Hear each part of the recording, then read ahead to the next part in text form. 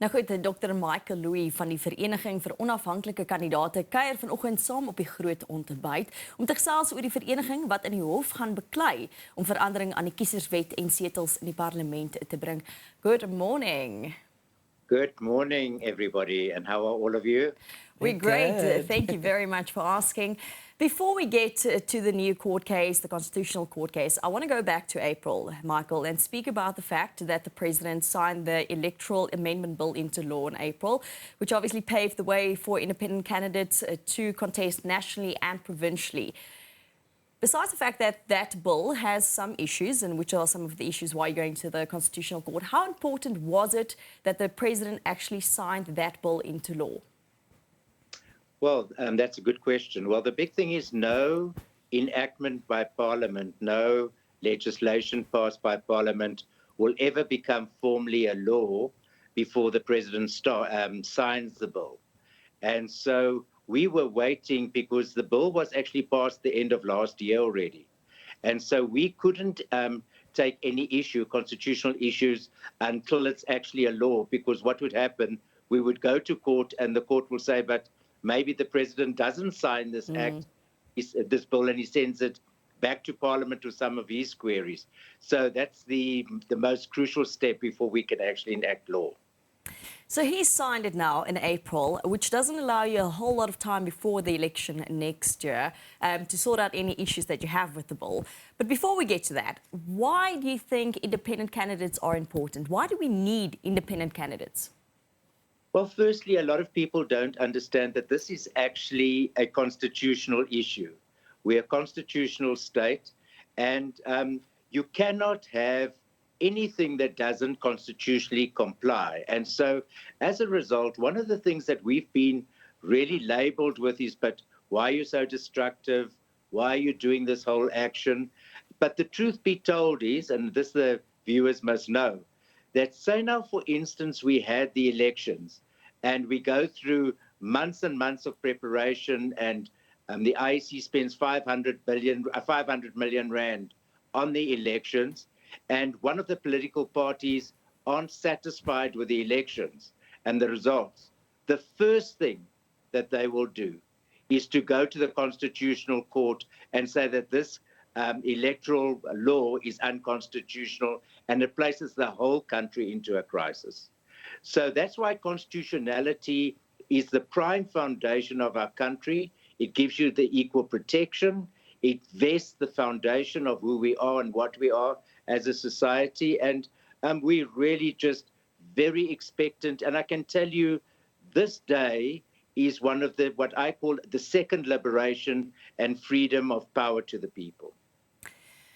You mentioned constitutionalism is important. As the law stands currently, before you've gone to the Concord, as it currently stands, is the amendment law, the electoral amendment law, is it constitutional or not? No, so there was actually two court cases. The one was in the 20th of June 2020, where very simply what happened is that one of the greatest human rights, Section 19, says that every single individual has got the right to stand for public office. So any of you in the studios, if you wanted to become a parliamentarian, you could stand. Yep. However, the Electoral Act that governs the election says that you must belong to a political party. So that's what we took to the Constitutional Court in 2020, and the Constitutional Court ruled then that the Electoral Act was unconstitutional, that individuals have got the human right to stand for public office, and they gave Parliament 2 years to fix the law. But what happened and why we are there today is because Parliament did not fix the law the way it should be. It's unconstitutional and it will be challenged. I want to speak about some of these issues. One of it, I want to ask about independent candidates. Can they, for example, stand in more than one region? Yes, so the very big difference in this new law that was written, you will remember in the past we only really had one ballot that you vote for a national parliamentarian. Yes. And we have always been saying we want a constituency-based system where Pretoria can vote for their parliamentarian, Johannesburg can vote for theirs, Cape Town can vote for theirs. But Parliament said there wasn't any time to do that, so they divided this law into constituencies, into 9 constituencies. So Gauteng will be a province, and Western Cape will be a province, and now you're going to get 2 ballots for national, one for the province and then one for what we call proportional representation. So that's how you're going to elect your parliamentarians. And the way that it happens now is that independents come into the fold, and independents say, we wanted to be part of this process. But we are saying constitutionally that it's impossible for an independent candidate to stand against a political party in a province, because a political party and independent is completely different, so it's much more difficult. And what if the independent candidate dies or resigns? Then you'll have to call a whole provincial elections again. So there's a lot of complications. My other question is with regards to the independent candidates, and we will get to the problems with the amount of signatures they need and everything right now. If I live abroad and we go to the polls next year, can I still vote for an independent candidate, or can I only vote for political parties? That's the other thing, is you can only vote for political parties, because a person that's a foreigner, you won't know if that person is in Gauteng or Western Cape or the Free State. So they won't be able to take part in the regional elections in the one ballot. They will only be able to take part in the second ballot, which is the compensatory ballot.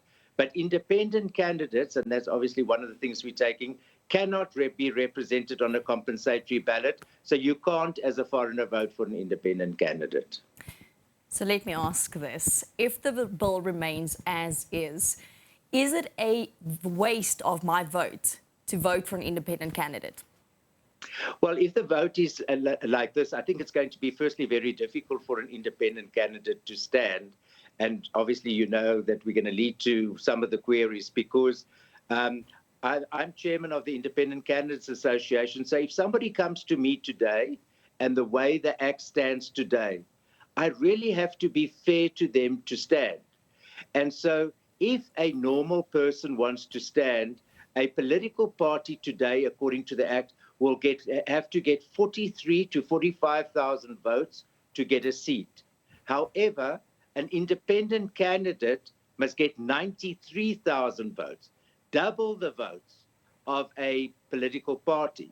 Now, what's the problem with that? Well, the problem with that is, and the viewers might not know it, in the last election, COPE, UDM, the Good Party, all of them, Patricia de Lille, all of them only got about 50 and 60,000 votes in the whole country.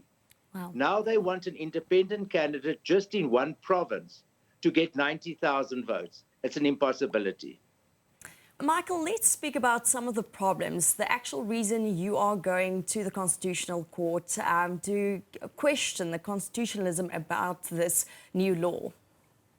Well, there's actually 3 issues that we're taking, and what we try to do is really to be a constructive force and not to make it too complicated, because if it's too complicated, it will have to go back to the Parliament and public participation, which will really put the elections into jeopardy. So we try to streamline it into 3 main issues. And as you know, that there's 2 parties that are applicants in this case. The one is the organization that I chair, is the Independent Candidates Association, and the other one is the One South Africa movement. So ICA is going with the fact is that exactly what I said to you before, is that it's made independent candidates absolutely impossible to participate in the elections, because a political party needs to get 45,000 votes to get a seat, and independent candidates need to get 80 to 89%, much more, between 88 and 90,000 votes to get a seat. So there's in parity, and the constitutional provision there is that everybody is equal in front of the law and everybody must get equal protection.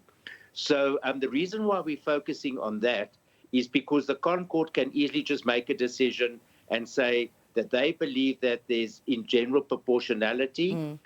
That's the more fairer one, and they're going to just give a judgment change the 200 to 350 and to 50 seats. So it means that there will now be 350 people directly nominated by the public and only 50 proportional instead of 200. The One South Africa movement one is got two issues, and that is the whole thing about signatures. So in the past, for a political party to qualify for election, and that was the last 30 years, you only needed to get 1,000 signatures, but it has to be 1,000 people that have already registered for the election. Can you believe it? Parliament made it anything from 9,000 to 14,000 signatures.